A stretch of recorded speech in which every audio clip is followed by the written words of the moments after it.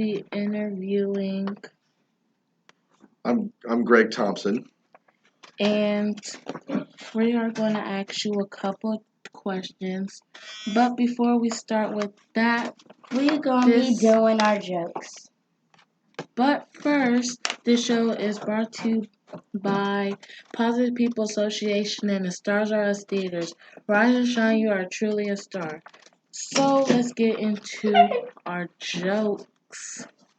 Ooh, it's the page. Okay. The first joke.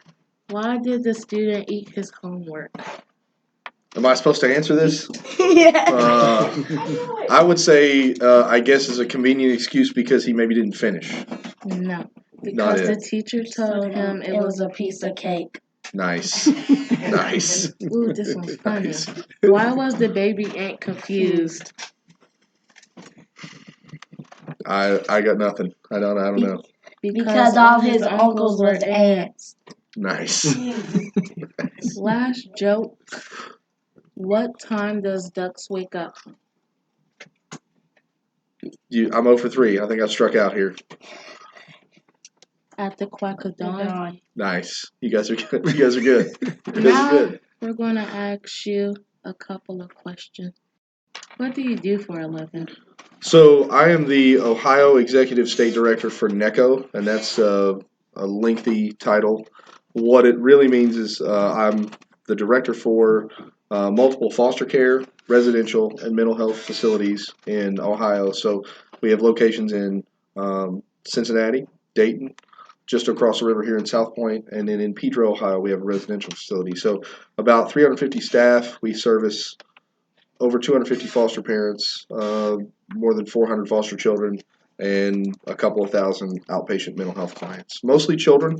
We work with children and families. Our mission statement is "We build families." So that can come in many different ways, via adoption, foster care, residential, or just having a trusted adult for kids who may need counseling. I got actually a question. Okay. While he's talking, because it pops up in my head sometimes when people's talking. So, what if they're a parent and they're trying to do good, but it's hard for them and stuff? Can you help them out instead of just trying to take their child away and stuff? Absolutely. So that is what we try to do, right? So I think just like you thought, right, many people think of foster care as maybe the state would be taking children out of a home and then trying to just put them with a new family and not necessarily fix the problem that was there in the first place. So by law, so every state has the same law, all 50 states, that reunification with the children and the family is the main goal. So the first, let's say a child is removed from their family, which is very unfortunate and traumatic and difficult for many of us to deal with, right? It's tough for all the children. Imagine you've been in a home and some strange person comes with a police officer and tells you you've got to pack your things in a garbage bag and leave. That is a traumatic experience. So our first priority is to take care of that child, right? So that's what we're going to do, immediately. Even if it's 3:00 in the morning, we're going to talk to that child, process things, see, are you okay? What can we do to help you feel better and feel safe in this new environment?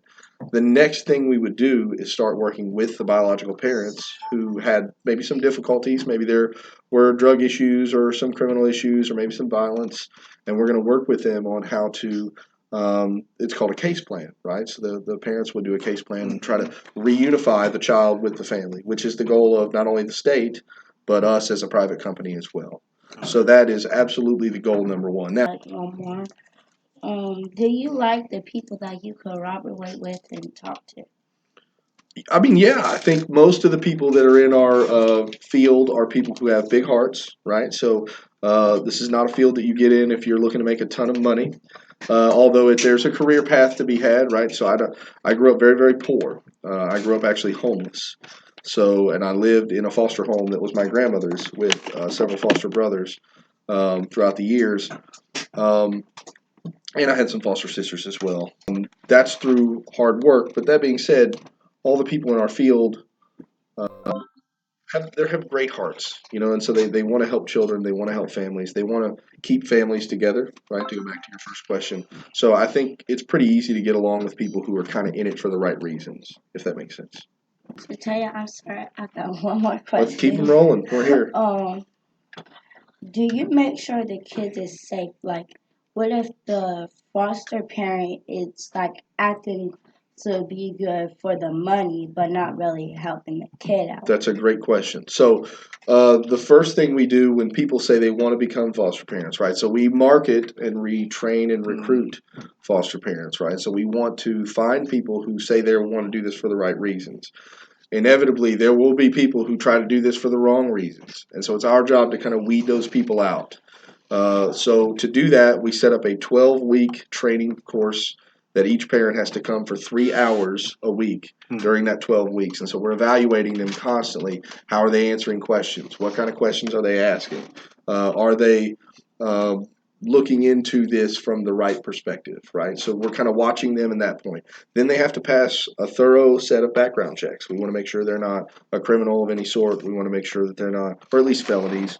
We want to make sure that they're not a sex offender. So we background check them to death in that regard. And then last but not least, we're constantly in the home. So we have case managers. They'll be the people who work directly with the children. They're in the home multiple times a month, and they speak to the children both with the parents, and then at least one time a month they speak to the child alone, so that the child gets an opportunity to say, hey, things aren't right here, right? Do you like working at your job? I do. It's an opportunity where I get to make a difference, and not every day is a great day, right? So like we see a lot of difficult, hard to deal with situations, but we get to see a lot of success stories, right? So like some of our children go on to college or graduate high school or become parents of their own, right? Or succeed in many many ways. So the reward is certainly worth it emotionally to deal with all the difficult times that you have to deal with in the trial. Because I'm sure there's I think it boils down to a few things. So I was fortunate enough that school was not particularly difficult for me. Some people are gifted in sports. Some people are gifted in other things. I was able to do schoolwork relatively easily, which was helpful. Although I didn't have the home environment to study, right? So there was no one to help me read. There was no one to help me do even to get up for school, right? So I had to get myself up every day. I didn't own a toothbrush until I was in 8th grade. We didn't have hot water. We didn't have heating most winters. Certainly no cable. No, I didn't have a phone until I was 22 years old. So yeah, children. Every kid has a phone these days. at the age of yeah. At the age of 5, I didn't have one until I was 22. something like that. I didn't learn to drive until I was 20. Just things that normal children get to do. I didn't have the opportunity to do. I was mostly just trying to figure out how I was going to stay safe from an abusive home life. There's a thing I'd like to talk about, and maybe this will help you guys and your other stuff. It's called ACE. So that's it's ACEs, right? So it's Adverse Childhood Experiences. So if you Google that really quickly, there's a Dr. Natalie Burke Harris is the large proponent of this. She does TED Talks about it, and I got to meet Dr. Harris in Boston in a conference. So ACE score is a series of 10 questions based on what you've been through as a child, right? So like one of the questions is, have you been, say, sexually abused, or have your parents been incarcerated? Do your parents routinely curse at you, right? So there are 10 different questions. Based on these simple questions, if you have a score of 4 or more, your likelihood to be a criminal, your likelihood to become in poor health, your likelihood to develop cancer, all these traumatic things as a child increase exponentially. So, and that's with someone who's got a score of a 4 or above, right? So most of the people in this room, because we grew up in Appalachia, particularly here in Huntington, which is a city that's been ravaged by drugs and crime, most of us have scores way higher than 4. My score is a 9. So statistically, I should probably be dead or in jail. So I'd like to think that even though school was my strength, I still probably wouldn't have been able to get where I'm at without trusted adults, right? So that's kind of what you are doing here with these wonderful kids. Is I think trusted adults pave the way for children to have an opportunity. So people say where there's a will, there's a way. I think it's the opposite. I think you have to have a way before you can develop the will to do something. When I speak about will, I'm really talking about grit, right? So it's a combination. There's a book by Angela Duckworth called Grit. I would recommend it. It's easily readable by anybody in this room. Angela Duckworth. Angela Duckworth. She's a great author. You guys, it's a very quick read, but it's about grit. It's like passion plus perseverance equals grit. And so you got to find something you really love to do, right? So for me, that's helping others, and then something that you will keep doing even when you fail, right? So like you're not going to succeed at everything you do. You're going to run into obstacles and difficulties, and so you have to find something you love to do, and then be willing to fail over and over and over until you succeed.